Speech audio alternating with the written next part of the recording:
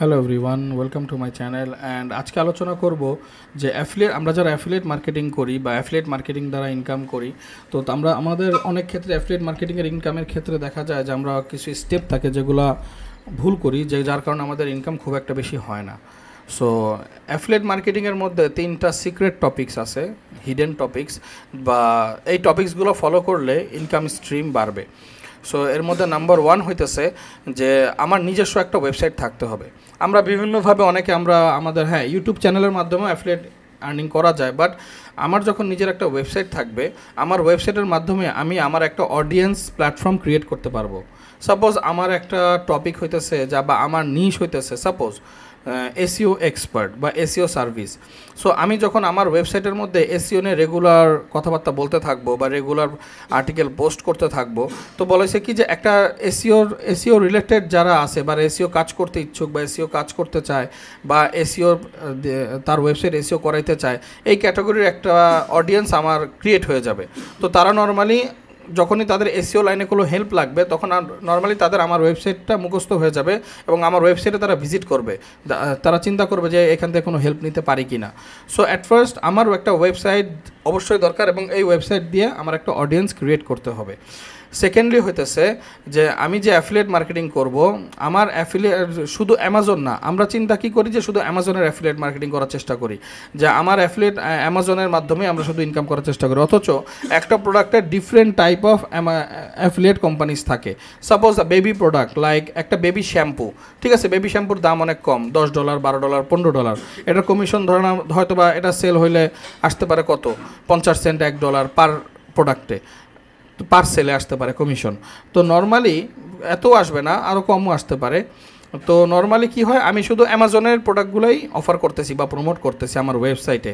কিন্তু বেবি প্রোডাক্টের জন্য আমরা যদি গুগলে সার্চ করি, অনেক অনেক ওয়েবসাইট বা অনেক অনেক কোম্পানি পাবো যারা কিনা বেবি শ্যাম্পু সেল করে। এর মধ্যে এমনও হতে পারে www.detol.com, সাপোজ আমি উদাহরণ দিতেছি, এরাও বেবি শ্যাম্পু সেল করে। তো আমরা যখন আমাদের ওয়েবসাইটে কন্টেন্ট ক্রিয়েট করবো বেবি শ্যাম্পু নামে এবং তাদেরকে কাছে যাবো এবং বলবো, দেখো আমি বেবি শ্যাম্পু নামে ভালো লিখতে পারি, তুমি যদি বলো তো আমি তোমাদের বেবি শ্যাম্পুর কিছু প্রোডাক্ট প্রমোট করতে পারি আমার ওয়েবসাইটে। তো তারা যদি দেয়, অনুমতি দেয়, তো আমি আমার ওয়েবসাইটে অন্যান্য কোম্পানির প্রোডাক্টগুলোও প্রমোট করব এবং এটা দ্বারা কী হবে, আমার ইনকাম স্ট্রিম আরও বেড়ে গেল, ইনকাম বাড়বে। এবং দেখা যাবে যে এর মধ্যে আরেকটা ইম্পর্টেন্ট জিনিস হইতেছে যে অন্যান্য প্ল্যাটফর্মে তো কাজ করব, সেকেন্ডলি হইতেছে যে আমরা অ্যাড ইউজ করব, গুগল অ্যাড হোক, ফেসবুক অ্যাড হোক। একজন অভিজ্ঞ একজন এক্সপার্ট বলতেছিল যে অনলাইন ইনকামের দুইটা রাস্তা। একটা হইতেছে যে স্লোলি কাজ করবে, যেটা স্লোলি চাই ওইটা। আরেকটা হইতেছে ফাস্ট, সেটা কি, তুমি 50 টাকা স্পেন্ড করো, 100 টাকা ইনকাম হবে, 50 টাকা খরচ, 50 টাকা প্রফিট। সো এই জিনিসটা আমরা খেয়াল করবো। আমরা যদি আমাদের অ্যামাজন হোক বা বিভিন্ন আমাদের অ্যাফিলিয়েট মার্কেটিংয়ের ওয়েবসাইটগুলো হোক, এগুলো যদি আমরা গুগল অ্যাডস ইউজ করি, ফেসবুক অ্যাড বা বিভিন্ন ইনস্টাগ্রাম অ্যাড, এগুলো অ্যাড করে যদি প্রমোট করি, তবে আমাদের সেলও বাড়বে, আমাদের প্রোডাক্টের কনভারসেশনও বাড়বে। সো এই জিনিসটা আমরা খুব বেশি খেয়াল করবো ইনশাল্লাহ। আর 3 নাম্বার হইতেছে, যেটা অনেক ইম্পর্ট্যান্ট একটা ইস্যু বর্তমানে অ্যাফিলিয়েট মার্কেটিংয়ের জন্য, এটা হইতেছে যে আমার নিজস্ব কিছু প্রোডাক্ট ক্রিয়েট করা।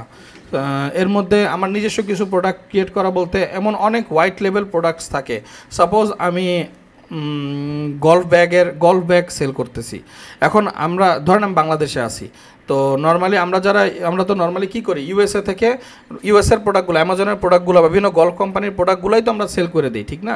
তো আমার উচিত কী হবে, বাংলাদেশে যেখানে গল্ফ ব্যাগস ম্যানুফ্যাকচার করে তাদের সাথে কথা বলে তাদের কাছ থেকে কিছু প্রোডাক্ট নেওয়া, তাদের কাছ থেকে কিছু প্রোডাক্ট কিনা, 2-4টা প্রোডাক্ট আমি কিনলাম, আমি আমার প্রোডাক্টগুলোও আমার ওয়েবসাইটের মধ্যে নিজে ভিডিও করে সেল করা শুরু করব, নিজে কন্টেন্ট লিখবো, ভিডিও করব, নিজে করে যখন সেল করব, তখন কাস্টমারদের আমার এই প্রোডাক্টের উপর একটা আলাদা আস্থা থাকবে এবং এটার দ্বারা কি হবে, এটার দ্বারা আমার অন্যান্য প্রোডাক্টগুলো তারা কিনতে চাবে এবং পরবর্তীতে কি হবে, আমি একটা পুরো ওয়ার্ল্ডের একটা বাজারের মধ্যে আমি ঢুকে গেলাম।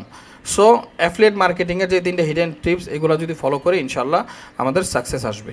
Thank you for watching my videos.